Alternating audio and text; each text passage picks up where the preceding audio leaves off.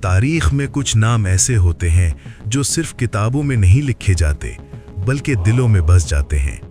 کچھ بادشاہ محلوں میں بیٹھ کر حکومت کرتے ہیں، مگر کچھ ایسے بھی ہوتے ہیں جو اپنے ہاتھوں میں تلوار اٹھا کر میدان میں کھڑے ہو جاتے ہیں اور تاریخ کا رخ بدل دیتے ہیں۔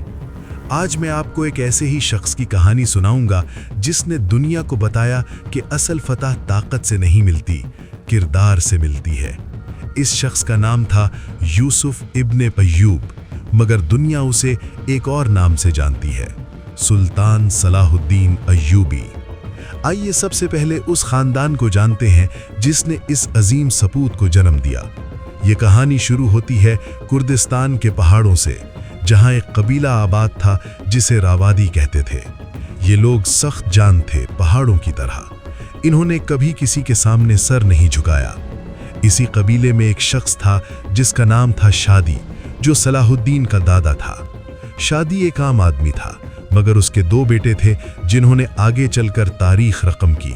ان کے نام تھے نجم الدین ایوب اور اسد الدین شیرکو۔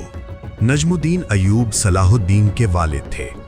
یہ ایک سمجھدار، منتظم اور سیاستدان تھے۔ انہوں نے کبھی تلوار سے زیادہ عقل پر بھروسہ کیا۔ اسد الدین شیرکو صلاح الدین کے چچا تھے۔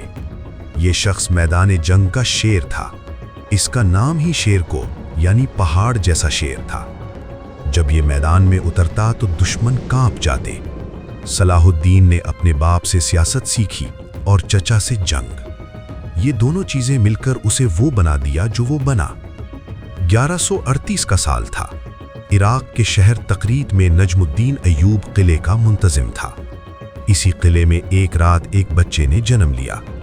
باپ نے بچے کو گود میں لیا اور کہا، اس کا نام یوسف ہوگا۔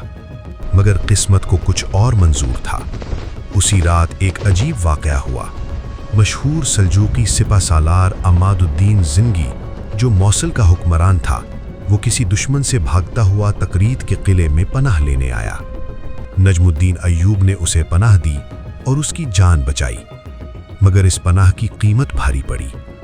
قلعے کے ترک حکمرانوں نے نجم الدین کو نکال دیا۔ جس رات یوسف پیدا ہوا، اسی رات خاندان کو تقریت چھوڑنا پڑا۔ لوگ کہتے ہیں یہ منحوس رات تھی، مگر نجم الدین نے کہا، نہیں، یہ رات مبارک ہے، کیونکہ آج میرا یوسف پیدا ہوا ہے۔ خاندان تقریت سے نکل کر موصل چلا گیا۔ یہاں عماد الدین زنگی نے نجم الدین ایوب کی مدد کی۔ آخر اس نے پناہ کا قرض اتارا۔ موصل میں یوسف کا بچپن گزرا۔ یہ ایک ہونہار بچہ تھا، مگر عجیب بات یہ تھی کہ بچپن میں یوسف کو جنگ سے زیادہ کتابوں سے لگاؤ تھا۔ وہ گھنٹوں قرآن پڑھتا، اسلامی فقہ سیکھتا اور علماء کی مجلسوں میں بیٹھتا۔ اس کے چچا شیر کو اسے چھیڑتے اور کہتے، یوسف تو عالم بنے گا، سپاہی نہیں۔ مگر نجم الدین ہنستے اور کہتے، شیر کو بھائی، جو تلوار دل میں اترتی ہے وہ ہاتھ کی تلوار سے زیادہ تیز ہوتی ہے۔ صلاح الدین کی والدہ کا نام تاریخ میں واضح طور پر محفوظ نہیں، مگر روایات کے مطابق وہ ایک نیک اور پردہ دار خاتون تھیں۔ انہوں نے یوسف کو بچپن سے اللہ کا خوف سکھایا۔ وہ کہتی تھیں، بیٹا، دنیا کی ہر چیز ختم ہو جائے گی، صرف اللہ کا نام باقی رہے گا۔ جو کچھ بھی کرو، اللہ کے لیے کرو۔ یہ سبق صلاح الدین نے ساری زندگی یاد رکھا۔ صلاح الدین کے بہت سے بھائی بہن تھے، مگر سب سے اہم کردار ادا کیا اس کے بھائی العادل نے، جس کا پورا نام سیف الدین ابو بکر تھا۔ یہ صلاح الدین کا دستے راست تھا، ہر مشکل میں ساتھ، ہر جنگ میں شانہ بشانہ۔ بعد میں جب صلاح الدین سلطان بنا تو العادل مصر کا گورنر بنا۔ صلاح الدین کی وفات کے بعد العادل نے پوری ایوبی سلطنت سنبھالی۔ جب یوسف جوان ہوا تو خاندان موصل سے دمشق منتقل ہو گیا۔ یہاں نور الدین زنگی حکمران تھا، جو عماد الدین زنگی کا بیٹا تھا۔ نور الدین زنگی ایک سچا مجاہد تھا۔ اس کا ایک ہی خواب تھا کہ بیت المقدس کو آزاد کرائے، جو 1099 سے صلیبیوں کے قبضے میں تھا۔ نور الدین نے دمشق میں ایک منبر بنوایا اور کہا، یہ منبر اس دن مسجد اقصی میں رکھا جائے گا جس دن ہم بیت المقدس فتح کریں گے۔ یہ بات سن کر نوجوان یوسف کے دل میں ایک آگ لگ گئی۔ یوسف نے نور الدین کی فوج میں شمولیت اختیار کر لی۔ یہاں اس نے چچا شیرکوہ کے ساتھ رہ کر جنگ کے فنون سیکھے۔ شیرکوہ اسے صبح سویرے اٹھاتا اور گھڑ سواری کرواتا، تلوار چلانا سکھاتا، تیر اندازی کی مشق کرواتا۔ کہتا، یوسف، मैदान जंग किताबों जैसा नहीं होता, यहाँ सोचने का वक्त नहीं मिलता, फैसला एक लम्हे में करना पड़ता है। यूसुफ सुनता और सीखता रहता। नूरुद्दीन जंगी ने भी यूसुफ में कुछ खास देखा। एक दिन उसने यूसुफ को पास बुलाया और कहा, यूसुफ, तुम में कुछ बात है जो दूसरों में नहीं। तुम तलवार भी चलाते हो मगर सोचकर। तुम दुश्मन को मारते भी हो मगर नफरत से नहीं। याद रखो, असल सिपाही वो नहीं जो दुश्मन को मारे, असल सिपाही वो है जो दुश्मन को माफ करना भी जाने। ये सबक सलाहुद्दीन की पूरी जिंदगी का साथी रहा। अब मैं आपको ले चलता हूँ 1163 में, जब सलाहुद्दीन की पहली बड़ी मुहिम शुरू हुई, मिस्र की तरफ। उस वक्त मिस्र में फातिमी खिलाफत थी जो बहुत कमजोर हो चुकी थी। खलीफा नाम का था, असल ताकत वजीरों के हाथ में थी। ये वजीर आपस में लड़ते थे। एक गिरोह ने सलीबियों से मदद मांगी, दूसरे गिरोह ने नूरुद्दीन जंगी से मदद मांगी। नूरुद्दीन ने शेरकोह को मिस्र भेजा और साथ में यूसुफ को भी। यूसुफ उस वक्त सिर्फ 26 साल का था। मिस्र की ये मुहिम आसान नहीं थी। 3 बार शेरकोह और यूसुफ मिस्र गए। हर बार लड़ाई हुई। पहली मुहिम में सलीबियों से जंग हुई, दूसरी मुहिम में फातिमी वजीर शावर ने धोखा दिया, तीसरी मुहिम में आखिरकार कामयाबी मिली। 1169 में शेरकोह मिस्र का वजीर बन गया, मगर सिर्फ 2 माह बाद उसका इंतकाल हो गया। अब सवाल ये था कि नया वजीर कौन बने। फातिमी खलीफा अल-आज़िद ने यूसुफ को वजीर बनाने का फैसला किया। ये फैसला हैरान कुन था, क्योंकि यूसुफ अभी नौजवान था और मिस्र में उसके कई दुश्मन थे, मगर अल्लाह की मर्जी कुछ और थी। यूसुफ सिर्फ 31 साल की उम्र में मिस्र का वजीर बन गया। उसी दिन से उसका लक़ब पड़ा अल-मलिकुन नासिर सलाहुद्दीन। सलाहुद्दीन यानी दीन की इस्लाह करने वाला। मिस्र में सलाहुद्दीन को बहुत मुश्किलात का सामना करना पड़ा। फातिमी खिलाफत शिया थी, जबकि सलाहुद्दीन सुन्नी था। दरबार में साजिशें होती थीं। कई बार उसे कत्ल करने की कोशिश हुई। एक रात महल के गुलामों ने बगावत की। सलाहुद्दीन ने खुद तलवार उठाई और बगावत कुचल दी। उस रात उसके कपड़े खून से रंगे हुए थे, मगर उसका आज़्म और भी पुख्ता हो गया। 1171 में फातिमी खलीफा अल-आज़िद बीमार होकर मर गया। सलाहुद्दीन ने फातिमी खिलाफत ख़त्म कर दी और मिस्र को अब्बासी खिलाफत से जोड़ दिया। अब मिस्र में जुमे का खुतबा अब्बासी खलीफा के नाम पर पढ़ा जाने लगा। ये बहुत बड़ा कदम था। मिस्र 200 सालों बाद दोबारा सुन्नी दुनिया का हिस्सा बन गया। 1174 में नूरुद्दीन जंगी का इंतकाल हो गया। उसके बाद शाम में इंतशार फैल गया। नूरुद्दीन का बेटा अस्सौलिह इस्माइल अभी बच्चा था। अमीर आपस में लड़ने लगे। सलाहुद्दीन ने फैसला किया कि वो शाम जाएगा और नूरुद्दीन के ख्वाब को पूरा करेगा। वो मिस्र से निकला और दिमश्क पहुंचा। लोगों ने उसका इस्तकबाल किया। 1174 में दिमश्क सलाहुद्दीन के कब्जे में आ गया।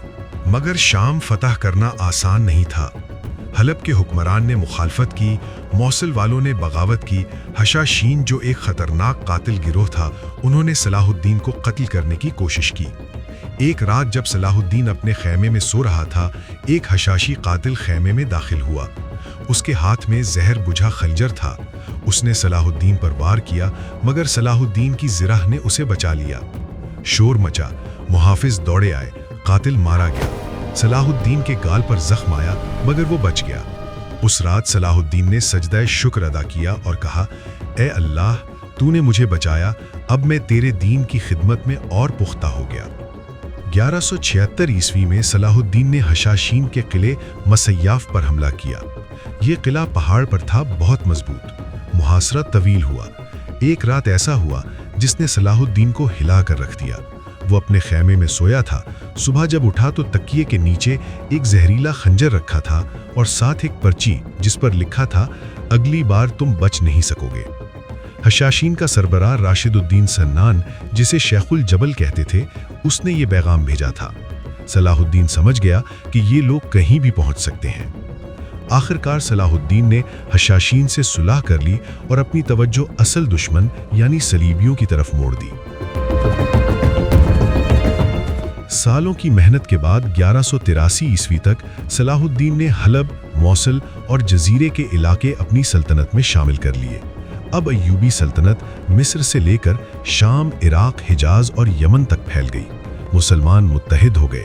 अब वक्त आ गया था असल मकसद की तरफ बढ़ने का, बैतुल मक़दस की आज़ादी। सलीबी ममलिकत यरूशलेम 1099 ईस्वी से कायम थी। पहली सलीबी जंग में यूरोप के ईसाइयों ने बैतुल मक़दस फतह किया था। उस दिन उन्होंने शहर में कत्ले आम किया था। 70,000 से ज़्यादा मुसलमान मारे गए। मस्जिद अक्सा में खून इतना बहा कि घोड़ों के घुटनों तक पहुंच गया। 88 सालों से मस्जिद अक्सा में आज़ान खामोश थी। अब सलाहुद्दीन उसे दोबारा आज़ाद कराना चाहता था। 1187 ईस्वी में एक वाक़या हुआ जिसने जंग की चिंगारी भड़का दी। सलीबी सरदार रेनाल्ड ऑफ शाटियोन, जिसे अरनात कहते थे, एक बदनाम शख्स था। उसने मक्का और मदीना पर हमले की धमकी दी थी। उसने मुसलमान काफिलों को लूटा और हाजियों को कत्ल किया। सलाहुद्दीन ने उसे पैगाम भेजा कि हाजियों को छोड़ दो, मगर उसने इनकार कर दिया। सलाहुद्दीन ने कसम खाई कि मैं अरनात को अपने हाथ से कत्ल करूंगा। जंग की तैयारी शुरू हो गई। सलाहुद्दीन ने अपनी पूरी सल्तनत से फौज जमा की। मिस्र से, शाम से, मौसिल से, हर जगह से सिपाही आए। 30,000 से ज्यादा की फौज तैयार हो गई। दूसरी तरफ सलीबियों ने भी अपनी ताकत जमा की। यरूशलेम का बादशाह गाय ऑफ लुजिगियान था। उसने नाइट्स टेम्पलर और नाइट्स हॉस्पिटलर की फौजें भी शामिल की। सलीबियों की फौज भी 20,000 के करीब थी। उनके पास यूरोप के बेहतरीन शहसवार थे, भारी ज़िरहें थीं और सलीब का वो टुकड़ा जिसे वो मुक़द्दस सलीब कहते थे, जो उनके लिए सबसे बड़ी मुतबर्रिक चीज़ थी। जुलाई 1187 में सलाहुद्दीन ने तिब्रिया पर हमला किया। ये शहर झील तिब्रिया के किनारे था। सलाहुद्दीन का मकसद सलीबियों को बाहर निकालना था। तिब्रिया की मलका एशिवा वहां फंस गई। उसने यरूशलेम मदद के लिए पैगाम भेजा। सलीबियों के सरदारों में बहस हुई। कुछ ने कहा हमें हमला नहीं करना चाहिए, मौसम गर्म है, पानी की कमी होगी। मगर अरनात और टेम्पलर सरदार जेरार्ड ने कहा कि हमें जाना चाहिए, नहीं तो लोग कहेंगे हम डर गए। बादशाह गाय में उनकी बात मानी। ये फैसला उनकी सबसे बड़ी गलती साबित हुआ। 3 जुलाई 1187 को सलीबी फौज तिब्रिया की तरफ चली। सलाहुद्दीन को खबर मिली तो वो मुस्कुराया और कहा वो जाल में आ रहे हैं। सलाहुद्दीन ने अपनी फौज को हित्तीन की पहाड़ियों के करीब तैनात किया, जहां पानी के चश्मे थे। सलीबियों को सहरा से गुजरना पड़ा। जुलाई की गर्मी शदीद थी, रेत जल रही थी। सलीबियों की भारी ज़िरहें गर्म हो गईं। प्यास ने उन्हें तड़पाना शुरू कर दिया। शाम तक वो हित्तीन के करीब पहुंचे, मगर पानी उनकी पहुंच से दूर था। इस रात सलाहुद्दीन ने एक चाल चली जो फैसला कुन साबित हुई। उसने अपने सिपाहियों को हुक्म दिया कि सहराई झाड़ियों में आग लगा दो। धुआं सलीबियों के कैंप की तरफ गया। पहले ही प्यासे सिपाही धुएं से और तड़पने लगे। सारी रात उन्हें नींद नहीं आई। सुबह जब सूरज निकला, सलीबी फौज थकी हुई, प्यासी और मायूस थी। 4 जुलाई 1187 की सुबह तारीख का वो दिन था जिसे कभी नहीं भुलाया जा सकता। हित्तीन के मैदान में दोनों फौजें आमने सामने खड़ी थीं। एक तरफ सलीबी जो 88 सालों से इस सरजमीन पर हुकूमत कर रहे थे, दूसरी तरफ सलाहुद्दीन की फौज जिसकी आंखों में बैतुल मुक़द्दस का ख्वाब था। सलाहुद्दीन ने अपने घोड़े पर सवार होकर फौज के सामने आया और कहा, ऐ मेरे साथियों, आज की जंग सिर्फ जमीन के लिए नहीं है। आज की जंग उस इज्जत के लिए है जो हमसे छीन ली गई। आज की जंग मस्जिद अक्सा के लिए है। अल्लाह के नाम पर हमला। नाराए तकबीर बुलंद हुआ। मुसलमान फौज शेरों की तरह टूट पड़ी। सलीबियों ने मुकाबला किया, मगर वो पहले ही थके हुए थे। उनके घोड़े प्यास से गिरने लगे। सिपाही जिरहों के बोझ तले दबे थे। सलाहुद्दीन की फौज ने चारों तरफ से घेरा तंग किया। सलीबी कमांडरों ने कई बार हमला किया, मगर हर बार पीछे धकेल दिए गए। जंग का सबसे अहम लम्हा वो था जब सलीबियों की मुक़द्दस सलीब गिर गई। ये सलीब उनके लिए सबसे बड़ी ताकत की अलामत थी। जब ये गिरी, सलीबियों के हौसले टूट गए। फौज बिखर गई। बादशाह गाय अपने खैमे में पीछे हट गया। मुसलमानों ने खैमे को घेर लिया। आखिरकार बादशाह ने हथियार डाल दिए। जंग खत्म हुई। सलीबी फौज तबाह हो चुकी थी। हजारों मारे गए, सैकड़ों कैद हुए। बादशाह गाय, अरनात और दीगर बड़े सरदार सलाहुद्दीन के कैदी बने। सलाहुद्दीन ने अपने खैमे में बैठकर कैदियों को बुलाया। बादशाह गाय कांप रहा था। वो समझता था अब मारा जाएगा। सलाहुद्दीन ने उसे पानी पेश किया। अरबों में रिवाज था कि जिसे खाना पानी दिया जाए उसे कत्ल नहीं किया जाता। गाय ने पानी पिया और अरनात को भी दिया। सलाहुद्दीन ने कहा, मैंने तुम्हें पानी नहीं दिया, तुमने खुद ले लिया। फिर सलाहुद्दीन ने अरनात की तरफ देखा और कहा, तूने हाजियों को कत्ल किया, तूने अल्लाह के घर पर हमले की धमकी दी। मैंने कसम खाई थी कि तुझे अपने हाथ से मारूंगा। अरनात ने जवाब दिया, बादशाह ऐसे ही करते हैं। सलाहुद्दीन ने अपनी तलवार उठाई और अरनात का सर कलम कर दिया। फिर बाकी कैदियों की तरफ देखकर कहा, बादशाह बादशाह को नहीं मारते। उसने कसम तोड़ी, उसने सजा पाई। तुम सब महफूज हो। गाय की जान बख्शी कर दी गई। हित्तीन की फतह के बाद सलाहुद्दीन ने एक एक करके सलेबी किले फतह करने शुरू किए। अक्का, जो सबसे बड़ी बंदरगाह थी, सिर्फ चंद दिनों में फतह हो गई। नासरा फतह हुआ, याफा फतह हुआ, बैरूत फतह हुआ, सैदा फतह हुआ। सितंबर तक सलाहुद्दीन ने 50 से ज्यादा किले और शहर फतह कर लिए। अब सिर्फ एक मंजिल बाकी थी, बैतुल मक़दिस। 20 सितंबर 1187 को सलाहुद्दीन की फौज बैतुल मक़दिस के सामने पहुंची। शहर की दीवारें बुलंद थीं, अंदर सलेबी मुहाफिज डटे हुए थे। उनका सरबराह बालियान ऑफ एबिलियन था, एक बहादुर नाइट। उसने सलाहुद्दीन को पैगाम भेजा कि हम लड़ेंगे आखिरी सांस तक। सलाहुद्दीन ने जवाब दिया, मैं खून खराबा नहीं चाहता, शहर हवाले कर दो, सबको अमान मिलेगी। बालियान ने इनकार कर दिया। मुहासरा शुरू हो गया। सलाहुद्दीन ने मंजनीकें लगवाईं, दीवारों पर पत्थर बरसने लगे, सरंगे खोदी गईं। कई दिनों तक जंग जारी रही। आखिरकार 2 अक्टूबर 1187 को दीवार का एक हिस्सा गिर गया। बालियान समझ गया कि अब मज़ाहमत मुमकिन नहीं। उसने सलाहुद्दीन से मुलाकात की। सलाहुद्दीन ने कहा, तुमने बहादुरी से लड़े, मगर अब हार मान लो। बालियान ने कहा, अगर तुम हमें अमान नहीं दोगे तो हम शहर के अंदर सब कुछ जला देंगे और हर मुसलमान कैदी को कत्ल कर देंगे। सलाहुद्दीन ने सोचा, फिर कहा, ठीक है, जो फिदिया दे सके वो आज़ाद है। मर्द के लिए 10 दीनार, औरत के लिए 5 और बच्चे के लिए 1। बालियान ने माना। 2 अक्टूबर 1187 को बैतुल मुक़द्दस के दरवाजे खुल गए। 88 सालों बाद शहर दोबारा मुसलमानों के हाथ में आ गया। जब सलाहुद्दीन शहर में दाखिल हुआ तो उसकी आंखें भीगी हुई थीं। वो सीधा मस्जिद अक्सा गया। 88 सालों से यहाँ अजान नहीं हुई थी। सलीबियों ने मस्जिद को गिरजा बना दिया था। सलाहुद्दीन ने हुक्म दिया कि मस्जिद को साफ किया जाए। सलीब उतारी गई, गुलाब के पानी से धोया गया और फिर वो लम्हा आया जिसका सलाहुद्दीन को सालों से इंतजार था। मस्जिद अक्सा में अजान की आवाज़ गूंजी, अल्लाहु अकबर, अल्लाहु अकबर। सलाहुद्दीन ने सजदे में सर रखा और रोता रहा। मगर उस दिन जो कुछ सलाहुद्दीन ने किया वो फतह से भी बड़ा था। जब 88 साल पहले सलीबियों ने ये शहर फतह किया था, उन्होंने 70,000 मुसलमानों को कत्ल किया था। आज सलाहुद्दीन के पास मौका था बदला लेने का, मगर उसने ऐसा नहीं किया। शहर में कोई कत्लेआम नहीं हुआ। जो फिदिया नहीं दे सकते थे, उनमें से बहुतों को सलाहुद्दीन ने अपनी जेब से फिदिया देकर आज़ाद किया। उसके भाई अलादिल ने इजाज़त मांगी कि 1000 गुलाम मुझे दे दो, मैं उन्हें आज़ाद करूंगा। सलाहुद्दीन ने इजाज़त दे दी। बूढ़ों को बगैर फिदिये के छोड़ दिया गया। औरतों और बच्चों को महफूज रास्ते से जाने दिया गया। एक ईसाई औरत सलाहुद्दीन के पास आई, रो रही थी। उसने कहा, मेरा छोटा बच्चा खो गया है, किसी ने उसे उठा लिया। सलाहुद्दीन ने अपने सिपाहियों को हुक्म दिया, ढूंढो। बच्चा ढूंढकर मां को वापस किया गया। औरत सलाहुद्दीन के कदमों में गिरकर रोने लगी। सलाहुद्दीन ने कहा, जाओ, अपने बच्चे को लेकर अमन से जाओ। यूरोप में जब बैतुल मुक़द्दस की फतह की खबर पहुंची तो हलचल मच गई। पोप अर्बन सोम कहते हैं ये खबर सुनकर इंतकाल कर गया। नए पोप ग्रिगोरी अष्टम ने नई सलीबी जंग का ऐलान किया। यूरोप के 3 बड़े बादशाह उठ खड़े हुए। जर्मनी का फ्रेडरिक बारबरोसा, फ्रांस का फिलिप और इंग्लैंड का रिचर्ड, जिसे शेर दिल कहते थे। तीसरी सलीबी जंग शुरू हो गई। फ्रेडरिक बारबरोसा सबसे पहले निकला, मगर रास्ते में एक दरिया उबूर करते हुए डूबकर मर गया। उसकी फौज बिखर गई। फ्रांस और इंग्लैंड के बादशाह समुंदर के रास्ते आए। 1199 में सलीबी फौज ने अक्का का मुहासरा किया। ये मुहासरा 2 साल चला। सलाहुद्दीन ने बहुत कोशिश की कि अक्का बचा ले, मगर 1191 में अक्का सलीबियों के हाथ में चला गया।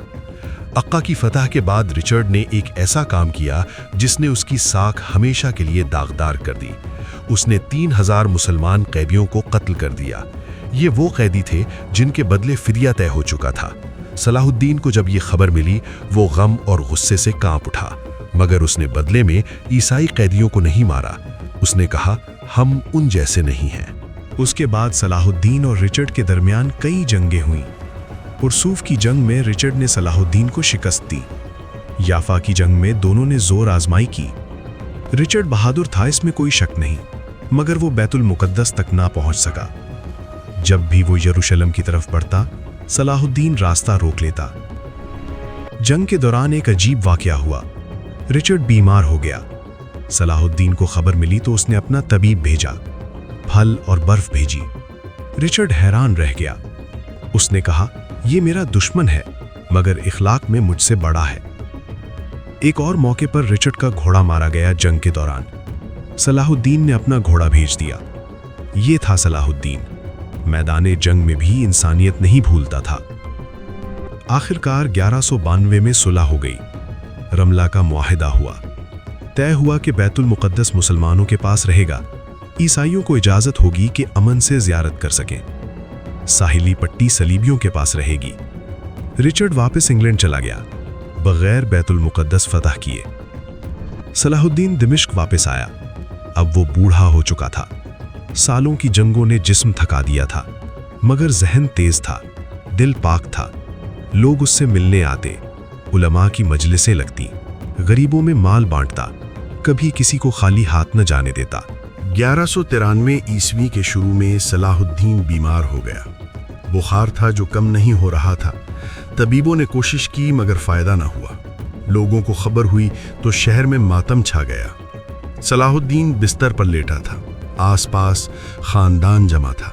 उसका बेटा अल अफजल पास बैठा था। सलाहुद्दीन ने उसे करीब बुलाया और कहा, मेरे बच्चे, याद रखना, ये तख्त, ये ताज, ये सल्तनत, ये फतूहात सब यहीं रह जाएंगी।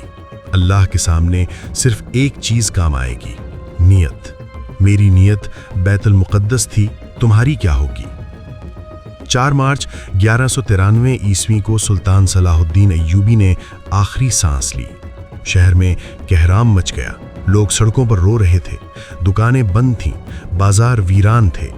जब उसका सामान देखा गया तो लोग हैरान रह गए। इतने बड़े सुल्तान के पास न कोई खजाना था, न कोई जायदाद, सिर्फ 1 दीनार था जो कफन के लिए भी कम था। सल्तनत का मालिक मरते वक्त फकीर था, क्योंकि उसने सब कुछ लोगों पर खर्च कर दिया था। सलाहुद्दीन को दमिश्क में दफनाया गया। जामे मस्जिद के पास उसका मज़ार है। आज भी लोग दूर दराज से आते हैं, मगर वो तख्त देखने नहीं आते।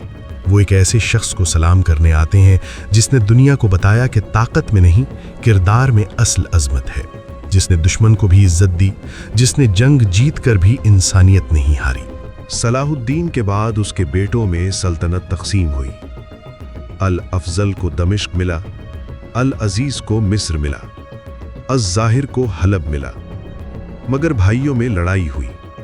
आखिरकार सलाहुद्दीन के भाई अल आदिल ने पूरी सल्तनत दोबारा मुत्तहिद की। अयूबी सल्तनत 1250 ईस्वी तक कायम रही, जब ममलूकों ने इख्तिदार संभाला। सलाहुद्दीन की जिंदगी हमें बहुत कुछ सिखाती है। ये सिखाती है कि इत्तेहाद में ताकत है। ये सिखाती है कि दुश्मन से भी इंसाफ करना चाहिए। ये सिखाती है कि फतह वो नहीं जो मैदान में मिले, असल फतह वो है जो दिलों में मिले। और सलाहुद्दीन ने दिल जीते। 800 साल गुजर गए, मगर आज भी जीत रहा है। आज भी जब कोई जुल्म के खिलाफ उठता है, लोग सलाहुद्दीन को याद करते हैं। आज भी जब कोई दुश्मन को माफ करता है, लोग सलाहुद्दीन का नाम लेते हैं। आज भी जब कोई ताकत होते हुए रहम करता है, लोग कहते हैं ये सलाहुद्दीन जैसा है। क्योंकि सलाहुद्दीन सिर्फ एक बादशाह नहीं था, वो एक सोच थी, वो एक किरदार था, वो एक मिसाल थी जो हमेशा जिंदा रहेगी।